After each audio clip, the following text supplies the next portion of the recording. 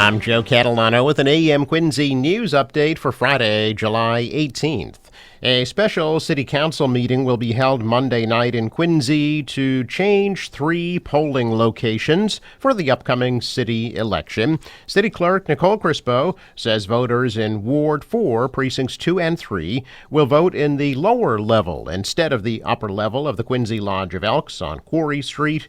And voters in Ward 6, Precinct 5 will cast ballots at the Nickerson American Legion post instead of the Squantum School because of the Squantum School construction project. Those changes will be in effect for both the preliminary election on September 2nd and the final election on November 4th. The City Council will meet Monday at 6:30 on Zoom to vote on those changes. Only Councilor at Large Noel DeBona is unable to attend Monday night's meeting. A Quincy City beach is closed to swimming due to high bacteria levels in the water. However, all of Wollaston Beach has been reopened to swimming. Results of the latest water tests taken this week indicate unsafe levels of pollution in the water at Brody or Baker Beach in Germantown. Tests taken at 4 locations along Wollaston Beach indicate the water is safe for swimming. All the beaches were off limits to swimmers for several days after last week's heavy rainfall. The beach water is tested weekly by the state and the city from Memorial Day through Labor Day. 2 women are facing charges after 2 dogs were found dead in a hot car in Bridgewater on Wednesday afternoon. Bridgewater police were called to a condo on Heather Lane on Wednesday after 911 calls reported that 2 women were screaming and crying outside. When the officers arrived, police said they saw 2 poodle mix dogs lying dead on the ground near the building. A later investigation revealed that the women, one 59 years old and the other 32, both from Bridgewater, had left the dogs in a car for over 90 minutes. Police said the windows of the car were closed. No air conditioning was running while the dogs were in the car. According to Bridgewater fire officials, the temperature in the vehicle was at least 130 degrees. Investigation also reported that the dogs were living in unsanitary conditions inside the home. Bridgewater Animal Control took custody of the dogs, which were later transported to an animal medical center for a necropsy. Both women will be issued a summons for arraignment in Brockton District Court at a later date. A firefighter has developed a new tool to help combat the increasing number of electric vehicle fires, offering a safer and more efficient method for fire departments. Hingham firefighter Ryan Toomley invented a device that could significantly improve efforts to extinguish these fires. Toomley's invention is a 40-inch metal pipe with hose attachments on each end and slits cut down one side, designed to function like a super-powered lawn sprinkler. Firefighters can slide it underneath a burning electric car to cool down the battery, eliminating the need to tip the vehicle on its side. Toomley's device is now equipped on all of Hingham's fire engines and is being utilized by more than a dozen other fire departments. Waltham firefighters recently employed the tool to help extinguish an electric Jeep fire. The New England Aquarium yesterday returned 6 sea turtles to the Atlantic Ocean following months of rehabilitation for hypothermia-related medical conditions. It was the 3rd beach release of the season for the aquarium. Aquarium staff, interns, and volunteers lined West Dennis Beach as the 4 Kemp's Ridley and 2 loggerhead sea turtles entered Nantucket Sound yesterday morning. The turtles spent the past 7 months undergoing treatment at the Aquarium Sea Turtle Hospital at the Quincy Shipyard for a variety of life-threatening medical conditions after being cold-stunned and stranded on the shores of Cape Cod last fall and into the winter. From November through January, staff and volunteers with Mass Audubon's Wellfleet Bay Wildlife Sanctuary walked the Cape Cod beaches searching for hypothermic turtles to rescue and transport to the aquarium hospital. The aquarium treated 518 live sea turtles this past cold, stunning season, and there are currently 12 remaining in the aquarium hospital, with the hopes of releasing them off the Cape later this summer. The median price of a single-family home in Greater Boston has now surpassed $1 million for the first time in history, according to new data released by the Greater Boston Association of Realtors. The milestone in the most recent data released yesterday from sales in June comes as home prices have hovered just shy of the $1 million mark since April. Well, this has led some buyers to believe they may see some relief on prices. The data and buying behavior continues to defy that notion, according to the agency.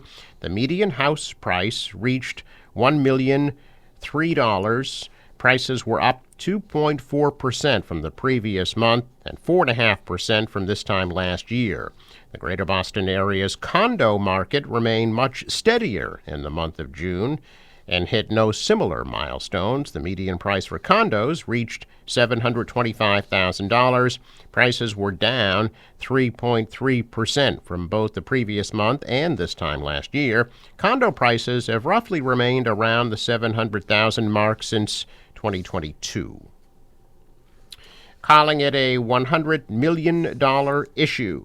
Top legislative Democrats in Massachusetts say that they're discussing the impacts of a work stoppage by attorneys who represent indigent defendants, but have yet to reach any consensus on private attorney pay.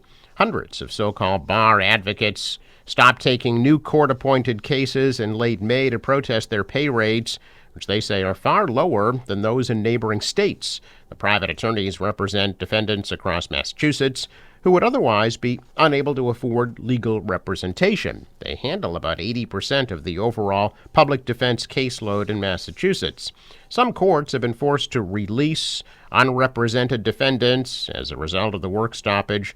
In mid-June, the Committee for Public Counsel Services filed an emergency petition that said there were over 850 defendants without counsel in Suffolk and Middlesex counties, calling on the Supreme Court to release them.